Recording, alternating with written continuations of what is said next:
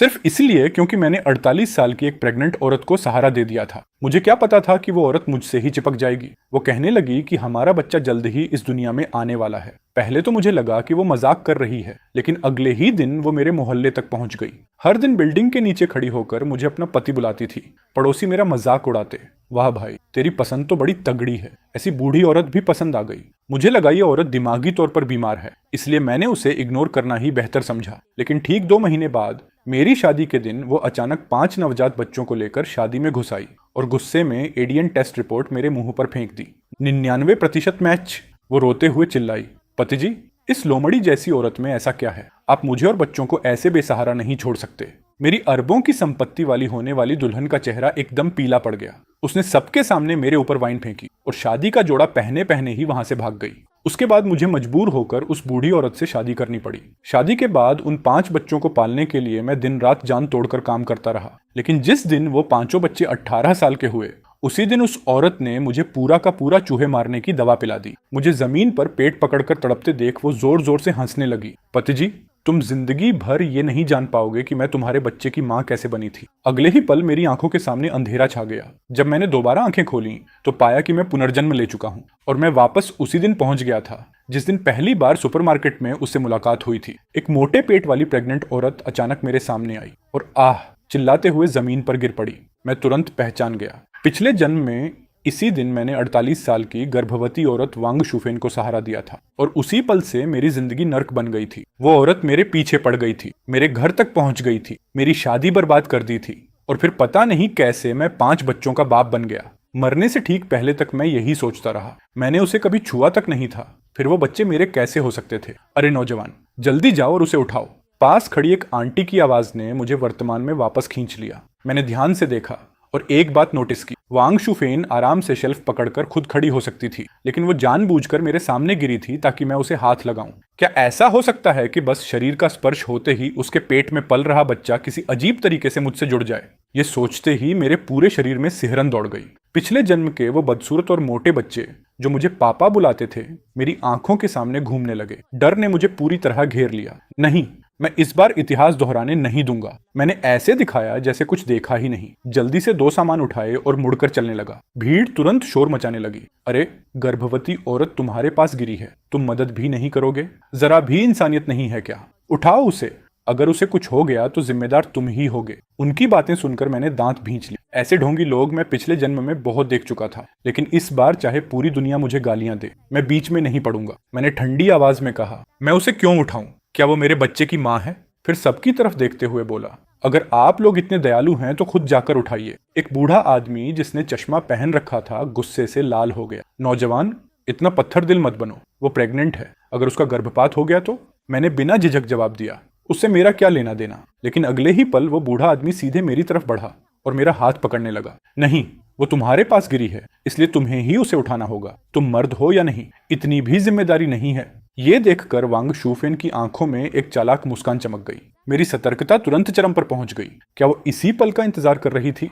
क्या वो चाहती थी कि मुझे मजबूर करके उसके शरीर को छुआ जाए? पिछले जन्म में चूहे की दवा से तड़पकर मरने का दृश्य फिर से मेरी आंखों के सामने आ गया। मैंने अब और देर नहीं की। दांत भींचकर तुरंत फैसला लिया। मैं लड़खड़ाने का नाटक करते हुए सीधे पास की शेल्फ से टकरा गया। धड़ाम! जोरदार आवाज के साथ मैं सिर पकड़कर जमीन पर गिर पड़ा। पूरा सुपरमार्केट एकदम शांत हो गया। मैंने सिर उठाकर जोर से पूछा, अब क्या? अब भी मुझसे उसे उठवाओगे? वांग शुफेन कुछ सेकंड तक हक्का बक्का खड़ी रही। फिर उसका चेहरा बदसूरत हो गया और वो खुद ही उठकर वहां से चली गई। मैंने राहत की सांस ली। लगता है ये तरीका काम कर गया। मैंने तब तक इंतजार किया जब तक वो सुपरमार्केट से बाहर नहीं निकल गई। फिर खुद उठा ताकि दोबारा उससे सामना न हो। मैंने कंपनी में लंबी छुट्टी की अर्जी डाल दी और जल्दी से सामान खरीदकर घर लौट आया। लेकिन मुझे क्या पता था, अगली सुबह जब मैं पार्सल लेने नीचे उतरा तो बिल्डिंग के गेट पर वही मोटा चेहरा मेरा इंतजार कर रहा था। वांग शुफेन, पति जी। मुझे देखते ही वो ऐसे दौड़ी जैसे डूबते को सहारा मिल गया हो। अपना बड़ा सा पेट संभालते हुए सीधे मेरी तरफ भागी। मैं डर के मारे पीला पड़ गया, मुड़कर भागा और पूरी स्पीड से सीढ़ियां चढ़ गया। लेकिन इससे भी ज्यादा डरावनी बात यह थी कि उस औरत ने हमारे मोहल्ले के गेट पर ही डेरा डाल लिया। उसने एक बड़ा सा बोर्ड बनवाया जिस पर लिखा था, हजारों मील दूर से अपने पति की तलाश में। उस पर मेरी फोटो भी चिपका दी गई थी। फिर वो रोज गेट पर बैठ जाती और हर आने जाने वाले से कहती, मेरा पति यहीं रहता है, बच्चा पैदा होने वाला है, लेकिन वो मुझे अपनाने को तैयार नहीं। बहुत से राहगीरों को उस पर तरस आ गया। कोई उसे खाना देता, कोई पानी। कुछ लोगों ने वीडियो बनाकर इंटरनेट पर भी डाल दिया। मेरी खिड़की से नीचे खड़ी उस घिनौनी औरत को देखकर मुझे इतना गुस्सा आया कि मन किया सीधे बिल्डिंग से कूद जाऊं। तभी अचानक फोन बजा। कॉल मेरी मंगेतर लिन यूवेई की थी। ये इंटरनेट पर जो वीडियो घूम रहा है वो क्या है? कौन सा वीडियो? खुद जाकर देख लो। क्या तुम्हारी कोई दूसरी औरत है? मैंने जल्दी से फोन खोला और देखा कि एक वीडियो वायरल हो चुका था। 48 साल की गर्भवती महिला का दर्द, बेवफा प्रेमी की बेरुखी। व्यूज पहले ही 1 लाख पार कर चुके थे। वीडियो में वांग शुफेन आंसुओं से भरे चेहरे के साथ कह रही थी, मेरा पति मुझे बूढ़ी और बदसूरत समझता है। मैं उसे दोष नहीं देती, बस इतना चाहती हूँ कि वो हमारे बच्चे को अपना ले। मैं यहीं उसका इंतजार करती रहूंगी। कमेंट सेक्शन गालियों से भरा पड़ा था। ऐसे कमीने को तो सजा मिलनी चाहिए। 48 साल की उम्र में प्रेग्नेंट होना कितना मुश्किल होता है। ये आदमी बिल्कुल बेदिल है। ऐसे मर्द को पुलिस के हवाले कर देना चाहिए। गुस्से से मेरे हाथ कांपने लगे। युवई, मेरी बात मानो, मैं उस औरत को बिल्कुल नहीं जानता। वो पागल है। अगर सच में ऐसा होता तो हमारी शादी। लेकिन दूसरी तरफ से सिर्फ कॉल कटने की आवाज आई। उसी समय रेजिडेंट ग्रुप में भी मेरा नाम लेकर लोग बातें करने लगे। बच्चा पैदा करके अब जिम्मेदारी से भाग रहा है। कटोरे में खाकर हांडी पर नजर रखने वाला आदमी है ये। क्या इसकी मंगेतर को पता है? ये सब बोलने वाला मेरा प्रेम प्रतिद्वंद्वी गोताऊ था। वो काफी समय से मेरी खूबसूरत और अमीर मंगेतर पर नजर लगाए बैठा था। अभी जो युवई मुझसे नाराज हुई थी उसमें जरूर इसी की भड़काने वाली बातें शामिल थीं। मैंने तुरंत मंगेतर को दोबारा फोन करके समझाना शुरू किया। युवई, मैं कसम खाता हूँ, अगर मैंने तुम्हें धोखा दिया हो तो मेरी मौत भी अच्छी ना हो। वो औरत पूरी तरह झूठ बोल रही है। मैंने उसे कभी छुआ तक नहीं। फिर उसके पेट का बच्चा मेरा कैसे हो सकता है? काफी समझाने के बाद मैं किसी तरह उसे थोड़ी देर के लिए शांत कर पाया, लेकिन मेरे दिल में खतरे की घंटी लगातार बज रही थी। मैं तो वांग शुफेन से बचने की पूरी कोशिश कर रहा था। फिर भी उसे इतना यकीन कैसे था कि उसके पेट का बच्चा मेरा ही है? जब बहुत सोचने पर भी जवाब नहीं मिला तो मैंने खुद पहल करने का फैसला किया। मैंने उसके पति की तलाश वाले बोर्ड पर लिखे नंबर पर कॉल कर दिया। वांग शुफेन, तुरंत यहाँ से निकल जाओ। मेरे घर के बाहर तमाशा मत बनाओ। अगर तुमने मेरे बारे में अफवाह फैलानी बंद नहीं की तो मैं मानहानि का केस कर दूंगा। फोन के दूसरी तरफ से उसकी चिपचिपी आवाज आई, पति जी, गुस्सा मत होइए। मैं तो बस चाहती हूँ कि आप हमारे बच्चे को देख लें। मेरे रोंगटे खड़े हो गए। कौन पति? अगर फिर से ऐसी बकवास की तो मैं पुलिस बुला लूंगा। मैंने गुस्से में फोन काट दिया। लेकिन 1 मिनट भी नहीं बीता था कि मेरे फोन पर एक वीडियो आ गया। मैंने वीडियो खोला। अगले ही पल मेरी आंखें फटी रह गईं। वीडियो में बेहद अश्लील और घिनौना दृश्य था। मेरा पेट मचल गया और मैं भागकर बाथरूम पहुंचा, जहां काफी देर तक उल्टी जैसा महसूस करता रहा। ये आखिर क्या बला है? मैंने इस बूढ़ी औरत के साथ ऐसा कब किया? लेकिन जब मैंने दोबारा वीडियो ध्यान से देखा तो उससे भी ज्यादा डरावनी बात सामने आई। वीडियो के कोने में रिकॉर्डिंग की तारीख लिखी थी, साल 1998। मैं पूरी तरह सुन्न पड़ गया। 1998 में तो मेरा जन्म भी नहीं हुआ था। फिर ये वीडियो आया कहां से? मैं अभी इसी पहेली में उलझा हुआ था कि दरवाजे पर जोर जोर से दस्तक होने लगी। पति जी, दरवाजा खोलो। मुझे पता है आप घर पर हो। बाहर से वांग शुफेन की उत्साहित आवाज आ रही थी। मैंने डोर आई से झांका। उसका मोटा चेहरा देखते ही मेरे अंदर का डर और बढ़ गया। ये औरत आखिर है कौन और वो वीडियो क्या था? दरवाजा पीटना बंद करो, मैं तुम्हें बिल्कुल नहीं जानता। बाहर से उसकी आत्मविश्वास भरी आवाज आई, आप मुझे कैसे नहीं जानते? हमारे पास तो वीडियो भी है। उसकी बात सुनकर मेरा सब्र टूट गया। मैंने तुरंत 110 पर पुलिस को फोन कर दिया। 10 मिनट बाद पुलिस मेरे घर पहुंच गई। ऑफिसर, यही औरत है। ये लगातार मुझे परेशान कर रही है। जैसे ही वांग शुफेन ने मुझे देखा उसकी आंखें चमक उठी। पति जी, आखिर आप बाहर आ ही गए। वो फिर मेरी तरफ झपटने लगी। मैं डरकर तुरंत पुलिस वालों के पीछे छिप गया। एक पुलिस अधिकारी ने सख्त आवाज में कहा, मैडम, ऐसा लग रहा है कि आप सचमुच लोगों को परेशान कर रही हैं। कृपया हमारे साथ थाने चलिए। लेकिन वांग शुफेन बिल्कुल भी घबराई नहीं। ऑफिसर, मैंने किसे परेशान किया है? मैं तो बस अपने पति को ढूंढ रही हूँ। क्या अपने पति को ढूंढना भी अपराध है? फिर उसने बेचारी बनने की एक्टिंग करते हुए आंखों में आंसू भर लिए। मैं तुरंत बोला, झूठ, मैं इसे बिल्कुल नहीं जानता। ये अपना पेट लेकर घूम रही है और सबको बता रही है कि मैं इसका पति हूँ। ये कहती है कि पेट में पल रहा बच्चा मेरा है। अब तो मेरी मंगेतर भी मुझसे रिश्ता तोड़ने वाली है। ये कम से कम चरित्र हनन और बदनामी तो है ही। आप लोग इसे ऐसे नहीं छोड़ सकते। जैसे ही पुलिस उसके पास पहुंची, वांग शुफेन ने अचानक अपना पेट पकड़ लिया। उसका चेहरा सफेद पड़ गया और वो भागने लगी। लेकिन नीचे पहले से मौजूद दूसरे पुलिस वालों ने उसे पकड़ लिया। थाने पहुंचने के बाद वांग शुफेन को पूछताछ कक्ष में ले जाया गया और मैंने वो रहस्यमयी वीडियो पुलिस को सौंप दिया। ऑफिसर, मेरा जन्म 1999 में हुआ था। मैं 1998 में इसके साथ संबंध कैसे बना सकता हूँ? और ऊपर से वीडियो भी रिकॉर्ड हो गया। ये कहकर मैंने उसी नंबर पर कॉल लगाया जिससे वीडियो भेजा गया था। अगले ही पल पूछताछ कक्ष के अंदर वांग शुफेन का फोन बज उठा। वो वीडियो उसी ने भेजा था। अब इसमें कोई शक नहीं था, इस औरत में जरूर कोई बहुत बड़ा राज छिपा हुआ था। पूछताछ कर रहा पुलिस अफसर भौहें सिकोड़कर बोला, ये वीडियो आखिर है क्या? वांग शुफेन ठंडी हंसी हंस पड़ी। मैं और मेरे पति का प्राइवेट वीडियो है, इसमें क्या दिक्कत है? पुलिस अफसर का चेहरा और भी उलझन भरा हो गया। मुझे नहीं पता था कि आखिर इस केस का नतीजा क्या निकलेगा, लेकिन इस वक्त मुझे बस घिन ही आ रही थी। तभी बगल में फाइलें चेक कर रहा एक पुलिस वाला अचानक बोल उठा, वांग शुफेन, पिछले साल ही तो आप विदेश से वापस लौटी थी। ये सुनकर मैं चौंक गया। क्या वांग शुफेन विदेश भी रह चुकी थी? वांग शुफेन कुर्सी पर आराम से बैठी थी। उसके चेहरे पर जरा भी घबराहट नहीं थी, बल्कि हल्की सी जीत वाली मुस्कान थी। ऑफिसर, मुझसे पूछताछ करके समय बर्बाद मत की। मुझे पता है कि अभी मैं जो भी कहूँ आप लोग यकीन नहीं करेंगे, लेकिन जब मेरा बच्चा पैदा हो जाएगा और डीएनए टेस्ट होगा तब सब सच सामने आ जाएगा। आप लोग मुझ पर भरोसा नहीं करते तो कोई बात नहीं, लेकिन क्या साइंस पर भी भरोसा नहीं करेंगे? उसका इतना आत्मविश्वास देखकर पुलिस भी थोड़ा हिचकने लगी। एक पुलिस वाले ने मेरी तरफ देखकर पूछा, लड़के, क्या तुम सच में इसके साथ कभी नहीं रहे? कहीं ऐसा तो नहीं कि किसी दिन शराब के नशे में कुछ हो गया हो? मैंने तुरंत दांत भींच कर कहा, मैं मर जाऊं फिर भी इस डरावनी औरत को हाथ तक नहीं लगाऊंगा। उसी समय वांग शुफेन का चेहरा अचानक बदल गया। उसने अपना पेट पकड़ लिया और दर्द से चिल्लाने लगी, आह नहीं, लगता है मुझे लेबर पेन शुरू हो गया। उसकी चीख सुनकर सब घबरा गए। जल्दी एम्बुलेंस बुलाओ। और उसी दिन वांग शुफेन ने ठीक पिछले जन्म की तरह 5 बच्चों को जन्म दिया। 2 दिन बाद पुलिस बेहद जटिल चेहरे के साथ डीएनए रिपोर्ट लेकर मेरे सामने आई। मेडिकल जांच के मुताबिक ये 5 बच्चे वास्तव में तुम्हारे ही हैं। रिपोर्ट पर साफ लिखा था 99.99% मैच। पुष्टि होती है कि चेन वेई 5 बच्चों का जैविक पिता है। एक पल में मेरा दिमाग सुन्न पड़ गया, पूरा शरीर पत्थर जैसा हो गया। ये कैसे हो सकता है? मैंने तो हर संभव कोशिश की थी कि उसे छू भी ना पाऊं। फिर उसके पेट का बच्चा आखिर मेरा कैसे हो गया? मैं अभी सदमे में ही था कि दरवाजा खुला। लिन युवेई काले ऑफिस सूट में अंदर आई। उसका चेहरा बर्फ की तरह ठंडा था। वो बिना कुछ बोले मेरे सामने आई और चटाक, एक जोरदार थप्पड़ मेरे चेहरे पर पड़ा। मैंने सच में तुम्हें गलत समझा था। उसकी आवाज बर्फ जैसी ठंडी थी। युवेई, मेरी बात सुनो, मुझे समझाने दो।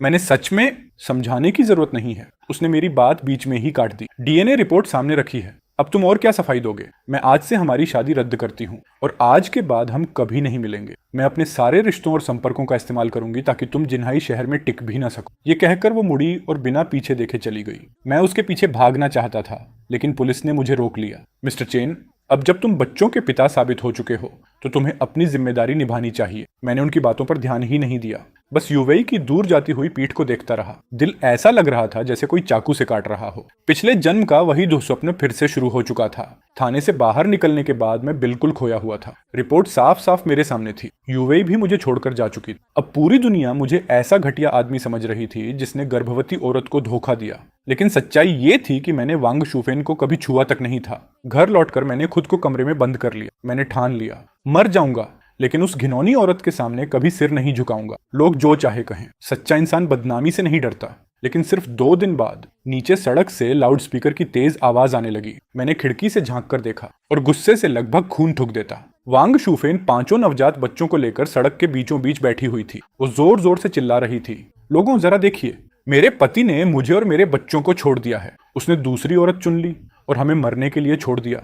अगर ऐसा ही है तो हम माँ बच्चे सब मर जाते हैं। उसकी बात खत्म होते ही भीड़ भड़क उठी। ये आदमी कितना निर्दयी है। 5 बच्चे हैं, कोई अपने बच्चों को ऐसे छोड़ता है क्या? डीएनए रिपोर्ट भी आ चुकी है, अब भी नाटक कर रहा है। मेरा फोन पागलों की तरह बजने लगा और सबसे ज्यादा मुझे तोड़ने वाली बात यह थी कि लिन युवेई का भी फोन आया। हम दोनों के बीच जो भी हो, लेकिन वो 5 बच्चे मासूम हैं। तुम अपने ही बच्चों के साथ ऐसा कैसे कर सकते हो? फोन पकड़ते हुए मेरे हाथ कांपने लगे।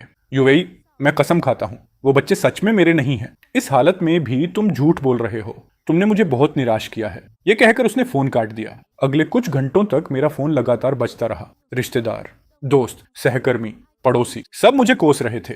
मैं लगभग पागल होने की कगार पर पहुंच गया था। तभी अचानक मेरे दिमाग में एक ख्याल कौंधा। अगर साइंस साबित कर रही है कि वो बच्चे मेरे हैं, अगर पूरी दुनिया वांग शुफेन की बात पर यकीन कर रही है, तो जरूर इसके पीछे कोई बड़ा राज छिपा है, जैसे कोई जादू या बेहद चालाक ट्रिक। जरूर कोई ऐसा खेल चल रहा था जिसके बारे में मुझे पता नहीं था। मैंने तुरंत इंटरनेट खोला और इलाके की सबसे मशहूर प्राइवेट डिटेक्टिव एजेंसी ढूंढी। नंबर मिलते ही मैंने कॉल लगा दिया। क्या ये मिंगयुआन इन्वेस्टिगेशन ऑफिस है?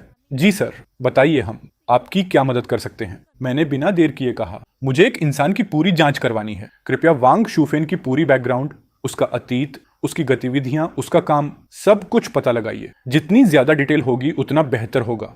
आप चिंता मत कीजिए, हम पूरी कोशिश करेंगे आपकी मदद करने की, लेकिन पहले हमें पूरी स्थिति विस्तार से बताइए। मैंने पूरी कहानी शुरू से आखिर तक डिटेल में सुना दी। फोन के दूसरी तरफ कुछ सेकंड तक सन्नाटा रहा। फिर डिटेक्टिव बोला, मिस्टर चेन, आपका मामला सच में बहुत असामान्य है। हम तुरंत जांच शुरू करते हैं। फोन कटने के बाद पहली बार मुझे उम्मीद की एक हल्की किरण दिखाई दी। शायद अब सच सामने आने वाला था। 3 दिन बाद प्राइवेट डिटेक्टिव लियू मिंग का फोन आया। मिस्टर चेन, वांग शुफेन के पेट में पल रहे बच्चे का आपसे क्या संबंध है? इस बारे में हमारी जांच में बड़ी प्रगति हुई है। फोन ज्यादा देर नहीं चला, लेकिन कॉल खत्म होते ही मैं वहीं जड़ होकर खड़ा रह गया, क्योंकि जो सच सामने आया था वो मेरी कल्पना से भी ज्यादा चौंकाने वाला था। मैं अभी खुद को संभाल भी नहीं पाया था कि बाहर से जोर जोर से दरवाजा पीटने की आवाज आने लगी। चेन वेई, बाहर निकल हरामखोर। मैंने डोर आई से झांका। बाहर काफी सारे लोग जमा थे। उनके बीच सबसे आगे मेरा प्रेम प्रतिद्वंद्वी गुओ ताओ खड़ा था। उसके साथ कुछ तमाशबीन और कई इंटरनेट ब्लॉगर भी थे।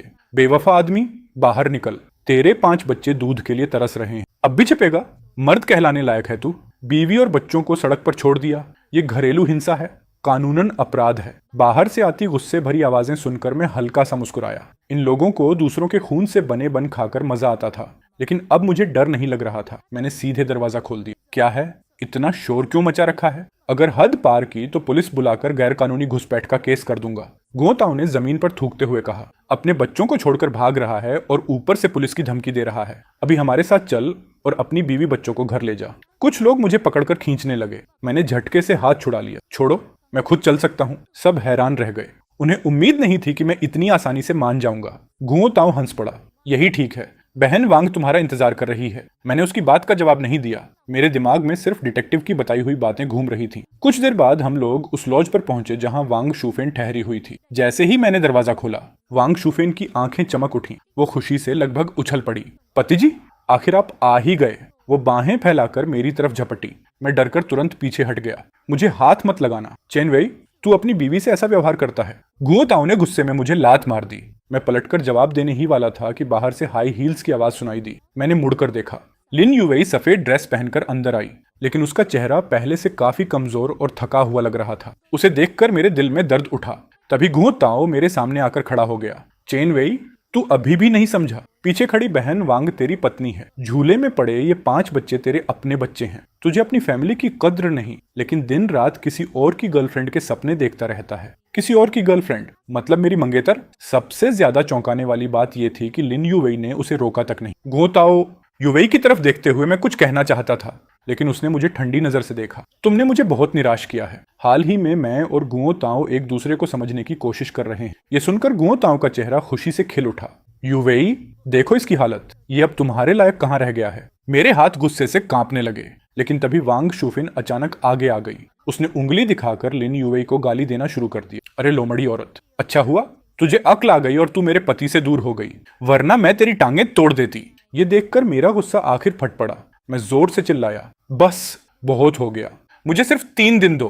3 दिन के अंदर मैं साबित कर दूंगा कि ये 5 बच्चे मेरे नहीं हैं। कमरे में मौजूद सभी लोग एक दूसरे का चेहरा देखने लगे। स्पष्ट था कि किसी को मेरी बात पर यकीन नहीं था। देखो इस कमीने को, इतने सबूतों के बाद भी झूठ बोल रहा है। डीएनए रिपोर्ट सामने पड़ी है। लेकिन उसी समय मैंने देखा, वांग शुफेन की आंखों में पहली बार घबराहट की झलक दिखाई दी। ऐसी घबराहट जो मैंने पहले कभी नहीं देखी थी। मैं अपनी बात कहकर तुरंत वहां से निकल गया। अजीब बात यह थी कि इस बार वांग शुफेन मेरे पीछे नहीं आई। वो बस वहीं खड़ी रही और मुझे जाते हुए देखती रही। घर पहुंचकर मैंने फोन खोला।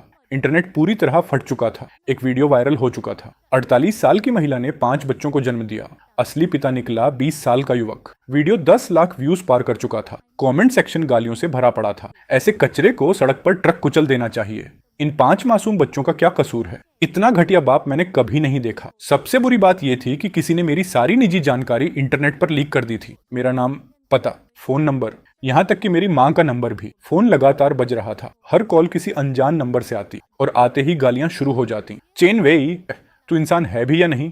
5 बच्चों को छोड़ दिया, तेरी इंसानियत मर गई क्या? मैं एक एक कॉल काटता रहा, लेकिन फोन रुकने का नाम ही नहीं ले रहा था। सबसे ज्यादा दर्द तब हुआ जब गांव में रहने वाली मेरी माँ का फोन आया। वो रो रही थी। बेटा, पूरे गांव में तेरी बातें हो रही हैं, आखिर हुआ क्या है? मैंने जल्दी से कहा, माँ, इंटरनेट की अफवाहों पर भरोसा मत करना, मुझे फंसाया जा रहा है। लेकिन बेटा वो डीएनए रिपोर्ट। माँ, मैंने उसकी बात काट दी। मुझ पर भरोसा करो, बस मुझे थोड़ा समय और दो, मैं अपनी बेगुनाही साबित करके रहूंगा। मैं अंधेरे कमरे में चुपचाप बैठा रहा। पिछले कुछ दिनों की सारी बेइज्जती, गुस्सा और दर्द मेरे सीने में उबल रहा था, लेकिन अब मुझे पता था बहुत जल्द सारे सवालों का जवाब मिलने वाला है। अगली सुबह फोन बजा। मिस्टर चेन, हमारी जांच पूरी हो गई है। जैसा हमने अनुमान लगाया था, आपकी बेगुनाही साबित होने वाली है। बहुत बढ़िया। मैं खुशी से लगभग उछल पड़ा। डिटेक्टिव ने आगे कहा, आज रात ही एक लाइव स्ट्रीम करके सच्चाई सबके सामने रख दीजिए। मैंने ठंडी मुस्कान के साथ कहा, आज रात मैं पूरी दुनिया को दिखाऊंगा कि असली जोकर कौन है। शाम 7 बजे वांग शूफेन के जर्जर किराए के मकान के बाहर लोगों की भीड़ उमड़ पड़ी थी। पिछले कुछ दिनों में सोशल मीडिया ने इस मामले को खूब हवा दी थी। ऊपर से वांग शूफेन रोज लाइव स्ट्रीम करके रोती धोती और लोगों की सहानुभूति बटोरती रहती थी। तभी भीड़ में किसी ने चिल्लाकर कहा, देखो वो बेवफा आदमी आ गया। एक पल में सबकी नजरें मुझ पर टिक गईं। चारों तरफ से गालियां और ताने बरसने लगे, लेकिन मैं बिना कोई भाव दिखाए सीधे वांग शूफेन के सामने जाकर खड़ा हो गया। मुझे देखते ही उसकी आंखों से आंसू बहने लगे। वो धड़ाम से घुटनों के बल बैठ गई और मेरे सामने सिर पटकने लगी। पति जी, प्लीज हमें मत छोड़िए, मैं कुछ भी कर लूंगी, बस मुझे और बच्चों को मत छोड़िए। उसके सिर पटकने की आवाज लगातार गूंज रही थी। भीड़ और भड़क गई। अरे इंसान है कि जानवर? औरत तेरे सामने घुटनों पर गिर गई। डीएनए रिपोर्ट सामने पड़ी है, अब भी मुकरना चाहता है? घुओ ताओ भी उछल पड़ा।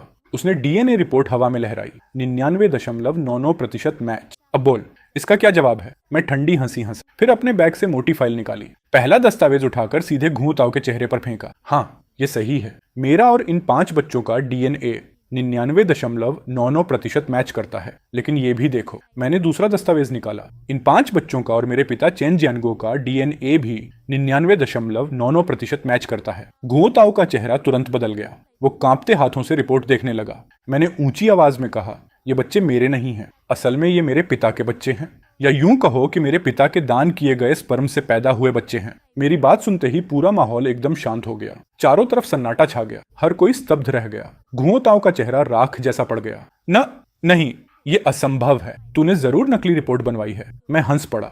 ये सारी रिपोर्ट सरकारी अस्पताल ने जारी की है, चाहो तो खुद जाकर जांच कर लो। उसी समय पुलिस की गाड़ियों के सायरन सुनाई दिए। कुछ पुलिस वाले भीड़ को हटाते हुए अंदर आए। कृपया रास्ता दीजिए। उनके साथ वही बुजुर्ग पुलिस अधिकारी भी थे जिनसे मेरी मुलाकात थाने में हुई थी। उन्होंने रिपोर्ट हाथ में लेकर ध्यान से देखी, फिर गंभीरता से सिर हिलाया। मिस्टर चेन सही कह रहे हैं, ये सभी रिपोर्ट असली हैं। भीड़ में हड़कंप मच गया। पुलिस अधिकारी ने गला साफ किया और कहा, हमारी जांच के अनुसार सच्चाई ये है। 3 साल पहले मिस्टर चेन के पिता चेन जियानगो ने शहर के अस्पताल में स्पर्म डोनेट किया था। वांग शूफेन ने आर्टिफिशियल इंसेमिनेशन के जरिए गर्भधारण किया। इन 5 बच्चों का जैविक पिता दिवंगत चेन जियानगुओ हैं, न कि चेन वेई, क्योंकि चेन वेई और उनके पिता के बीच रक्त संबंध है, इसलिए डीएनए रिपोर्ट में समानता दिखाई दी। ये सुनते ही वांग शूफेन का चेहरा पूरी तरह सफेद पड़ गया। वो धम्म से जमीन पर गिर पड़ी। पुलिस अधिकारी आगे बोले, वांग शूफेन पहले विदेश में अवैध मजदूरी करती थी, बाद में वहां गुजारा न होने पर वापस देश लौट आई, लेकिन उसके पास 5 बच्चों को पालने की क्षमता नहीं थी,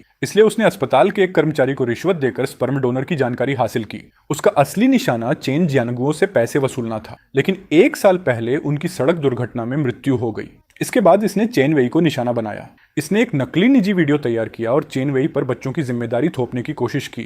अब पूरी सच्चाई सबके सामने थी। भीड़ में जोरदार हलचल मच गई। वांग शूफेन जमीन पर बैठी थी। उसके चेहरे पर पहले वाला घमंड कहीं नहीं था। वो बस खाली नजरों से सामने देख रही थी और बड़बड़ा रही थी, नहीं, ऐसा नहीं हो सकता, ऐसा नहीं हो सकता। जो लोग अभी तक मुझे गालियां दे रहे थे, अब सब शर्म से सिर झुकाए खड़े थे। कोई भी मेरी तरफ देखने की हिम्मत नहीं कर रहा था। पुलिस वांग शूफेन के पास पहुंची। आप पर झूठा आरोप लगाने और साजिश रचने का शक है, कृपया हमारे साथ चलिए। वांग शूफेन अचानक पागलों की तरह चीखने लगी। मैं नहीं जाऊंगी, मैं तो बस अपने बच्चों के लिए एक सहारा ढूंढ रही थी। मैंने क्या गलत किया है? लेकिन उसकी कोई नहीं सुन रहा था। कुछ ही देर में पुलिस ने उसे हथकड़ी लगा दी। मैंने पुलिस की गाड़ी को दूर जाते देखा और लंबी सांस छोड़ी। आखिरकार ये दुहा स्वप्न खत्म हो चुका था। बाद में मुझे पता चला कि वांग शूफेन को झूठे आरोप, धोखाधड़ी और समाज पर बुरा प्रभाव डालने के अपराध में 20 साल की जेल हुई और गुओताओ को अफवाह फैलाने और बदनामी करने के जुर्म में 8 साल की सजा मिली। जहां तक उन 5 मासूम बच्चों की बात थी, उन्हें सरकारी संरक्षण में अनाथालय भेज दिया गया, जहां उनकी नई जिंदगी शुरू हुई।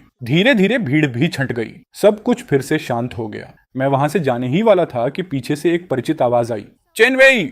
मैंने मुड़कर देखा। थोड़ी दूर लिन युवेई खड़ी थी। चांदनी उसके ऊपर पड़ रही थी। वो किसी फरिश्ते जैसी खूबसूरत लग रही थी। युवेई, वो जल्दी से मेरे पास आई। उसकी आंखों में आंसू भरे थे। मुझे माफ कर दो, मुझे तुम पर शक नहीं करना चाहिए था। जब पूरी दुनिया तुम्हारे खिलाफ थी, तब मुझे तुम्हारे साथ खड़ा होना चाहिए था। मैं हल्का सा मुस्कुराया। कोई बात नहीं, मैं तुम्हें दोष नहीं देता। सच कहूं तो मैं खुद भी लगभग पागल हो गया था। युवेई ने मेरा हाथ कसकर पकड़ लिया। चेन वेई, क्या हमारी शादी अब भी हो सकती है? मैंने उसे धीरे से अपनी बाहों में भर लिया। बिल्कुल, मैं बहुत समय से तुम्हारे मुंहों से यही सुनना चाहता था। 1 महीने बाद हमने अपनी तय योजना के अनुसार भव्य शादी की। शादी में सफेद वेडिंग ड्रेस पहने युवई को देखकर मेरे मन में अनगिनत भाव उमड़ पड़े। अगर मुझे दूसरा जीवन न मिला होता, अगर मैं इस भयानक परीक्षा से न गुजरा होता, तो शायद मैं कभी समझ ही नहीं पाता कि जिंदगी में सबसे कीमती चीज क्या होती है। अब सारे काले बादल छंट चुके थे, धूप फिर से चमक रही थी और हमारी खूबसूरत जिंदगी अभी बस शुरू ही हुई थी।